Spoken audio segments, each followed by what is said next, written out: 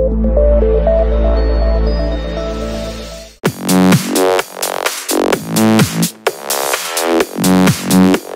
hanging out here at the Intel booth and we were talking to Eskil. Now you were showing us something that I think developers are really going to like for their games. So talk to us about what you're demoing here today. I'm showing a visual effects editor that allows you to build really complicated effects for games and then to have that be processed on multiple cores and run in your game so you can get really pretty stuff. Okay, so give me an example. You were talking about like fireballs and... Yeah, it would really be anything you can interact with, anything from, you know, a huge effect, a monster or something like that, down to, you know, the little button on the elevator that turns green when you press it. All right. So why is it so important when you're working with something like this that you are powered with something like Intel? Well, we're using more and more cores, and it's really important to find ways to split up your work.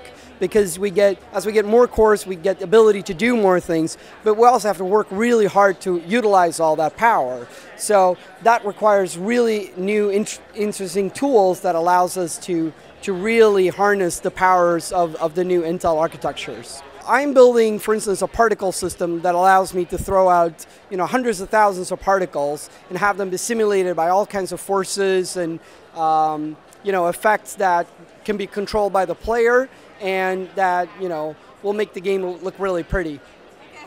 So what kind of, on the consumer end, who's going to want to pick something up like this? Well, on the consumer end, you really want a good gaming rig for all the cool stuff that is coming out, because gamers going to use, game developers are going to put more and more effects and more stuff into the games.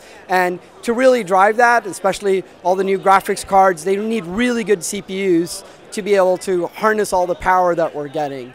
So it's really, you know, we're really looking at a new generation of hardware coming out, and game designers are really going to start making use of all that new power. All right, well there you have it. The power of the core is coming at play with the game development.